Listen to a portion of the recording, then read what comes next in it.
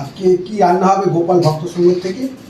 গোপাল ভক্ত সংঘ থেকে রান্না হবে। এটা কি আছে? এটা হচ্ছে আলু আর এটা পেঁয়াজ রসুন, ঠিক আছে, আচ্ছা কালো জিরে, আচ্ছা লঙ্কা চিড়ে দেবো, আচ্ছা এটা থোড় আচ্ছা ভাজা হবে। এটাতে কি হবে? এটা ভাজা হবে। ভাজা হবে সেটা কি তেল দিয়ে হবে না তেল ছাড়া হবে? না, তেল দিয়েই করব। আচ্ছা আচ্ছা কিন্তু এইটা দিয়ে এটা করে এইটা দিয়ে আপনি এক থালা ভাত খেতে পারবেন। আচ্ছা আর সাথে এর সাথে অন্য কোনো আর কোনো তরকারি কিছু লাগবে দরকার হবে না, তাই তো? তাহলে খুব সুস্বাদু হবে, হ্যাঁ খুব ভালো হবে। হ্যাঁ। তাহলে সবাই আমরা যারা দর্শক আছেন যারা দেখবেন তারা আমাদের এটা দেখবেন, দেখে লাইক করবেন। আজকে খুব সুস্বাদু, আপনারা খেয়ে দেখবেন, মনে মনে সবাই খেয়ে দেখবেন যে আমাদের রান্নাটা কিরকম হচ্ছে।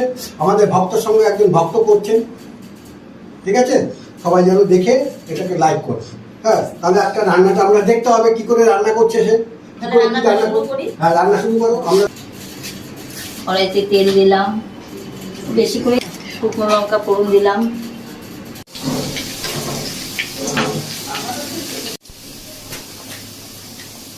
এবার পেঁয়াজ কুচি দিলাম, এবার আলু দিচ্ছি।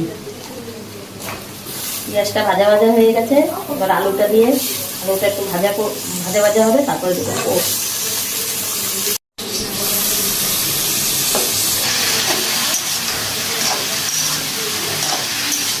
দিলাম লঙ্কা,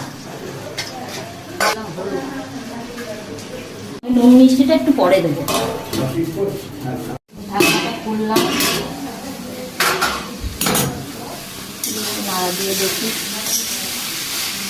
মোটামুটি হয়ে এসছে। মিষ্টি না দিলে ভাল লাগবে না, বুঝলে?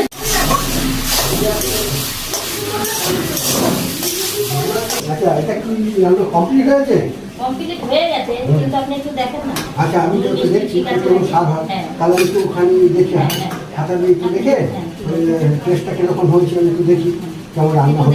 আচ্ছা, খেয়ে দেখি। বাহ, খুব সুন্দর হয়েছে তো। সত্যি সময় তুই যা বলেছিস, এক থালা ভাত খাওয়া যাবে, আর সেটাই করা যাবে। এই তরকারিটা দিয়ে এক থালাই ভাত খাওয়া যাবে। খুব সুন্দর হয়েছে, খুব সুস্বাদু হয়েছে, খুব ভালো রান্না হয়েছে। আপনারা সবাই খাবেন, এইভাবে রান্না করে দেখবেন, আর সময় মতন লাইকটা দিন। হ্যাঁ, সত্যি খুব ভালো হয়েছে। আর কিছু লাগবে না, এখন হয়তো আর 2-1 মিনিটের মধ্যে নামিয়ে দিতে পারি, সব ঠিক আছে। রান্নাটা হয়ে গেছে, এবার নামিয়ে দেবো।